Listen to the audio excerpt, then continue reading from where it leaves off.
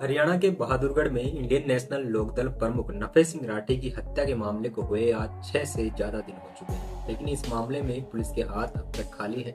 इस मामले में कुछ कार्रवाई हुई है। नफे सिंह राठी हत्या के 3 मुख्य आरोपियों को पुलिस ने चिन्हित कर उनकी फोटो भी जारी की है, साथ ही उन पर 1-1 लाख रुपए का इनाम भी घोषित किया है। लेकिन क्या इतने में ही सही है? उधर दूसरी तरफ देखें तो नफे सिंह राठी के दोनों बेटों, उनकी बेटी और उनके परिवार को लगातार मौत की धमकियां मिल रही हैं। हद तो तब हो गई जब सांसद दीपेंद्र सिंह हुड्डा उनके घर पर गए हुए थे और उनके सामने ही आरोपी ने इनको फोन पर धमकी दी और इनको जान से मारने की धमकी भी दी गई। जिसके बाद लगातार एसपी को कॉल किया गया। उसके बाद इस मामले की शिकायत भी की गई, लेकिन लगभग बताया जा रहा है कि 5 से 6 बार उनके घर वालों को इस तरह का कॉल आ चुका है, जिसमें उनके पूरे परिवार को खत्म करने या जान से मारने की धमकी दी जा रही है। सबसे पहले बात करते हैं कि इन तीनों आरोपियों को जिनको पकड़ा गया है वो कौन है।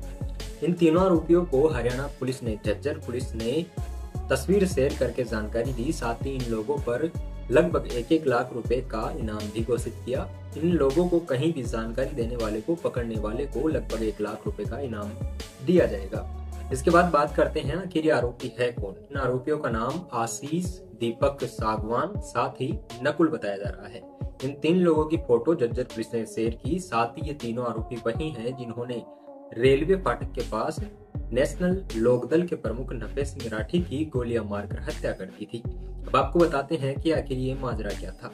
दरअसल लगभग 26 फरवरी के दिन बताया जाता है कि नफे सिंह राठी बहादुरगढ़ में किसी काम से किसी विवाह स्थल पर किसी प्रोग्राम में जा रहे थे, शिरकत करने जा रहे थे। उसी वक्त वहां पर एक ट्रेन के फाटक पर जब उनकी कार रुकती है तो वहां पर हमलावर किसी कार में उतरकर उन पर लगातार 40 राउंड गोलियां फायर करते हैं, जिसमें इंडियन नेशनल लोकदल प्रमुख नफे सिंह राठी की वहीं पर मौत हो जाती है।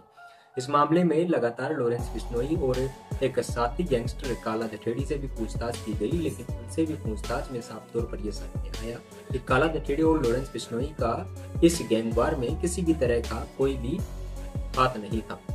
इस मामले को लगभग 3 दिन बीतने के बाद से ही एक गैंगस्टर ने इस पूरे हत्याकांड की जिम्मेदारी ली। गैंगस्टर का नाम है गैंगस्टर कपिल सागवान, जो कि लंदन से बैठे बैठे ही अपनी गैंग को ऑपरेट करता है और उसी ने नफे सिंह राठी से जुड़े मामले की जिम्मेदारी लेते हुए फेसबुक पर एक पोस्ट की, जिसमें इस गैंगस्टर ने साफ तौर पर खुलेआम इस बात को स्वीकारा कि उसने ही नेशनल लोकदल प्रमुख नफे सिंह राठी की हत्या करवाई है। अब सबके मन में ये होगा कि आखिर उस गैंगस्टर कपिल सागवान ने लंदन से बैठे बैठे इस नफे सिंह राठी की हत्या क्यों करवाई। ये माजरा किसी भी तरह का पैसों के लेन देन और हत्या की फिरौती जैसे मामलों में शामिल नहीं है, बल्कि ये एक रंजिश का मामला बताया जाता है। साफ तौर पर जिस तरह से पोस्ट में कपिल सागवान ने लिखा, उस तरह से साफ तौर पर उसने लिखा कि इस नफे सिंह राठी के संबंध एक उसके एंटी गैंगस्टर मंजीत महल से थे। मंजीत महल के भाई के साथ नफे सिंह राठी कई बार प्रॉपर्टी की डीलिंग भी कर चुका है और अपने पावर में रहते हुए कई सारी प्रॉपर्टियों को अपने अंदर भी किया है। उसके बाद में नफे सिंह राठी से जुड़े इस मामले में कपिल सागवान साफ तौर पर बताता है कि नफे सिंह राठी के मामले में जितनी पुलिस एक्टिव है, उतनी अगर उसके जीजा की जब हत्या हुई थी उस वक्त होती तो आज ये कत्ल नहीं होता। अब बात करते हैं कि इन जीजा की मौत का ये बदला कैसे है। दरअसल दोस्तों, मंजीत महल जो कि खुद एक गैंगस्टर है, उसको दिल्ली में पकड़ा गया था और अभी वो दिल्ली की ही एक जेल में बंद है। मंजीत महल और कपिल सागवान दोनों पहले एक ही गैंग में काम करते थे, लेकिन उन दोनों में फिर दूरियां आ गई।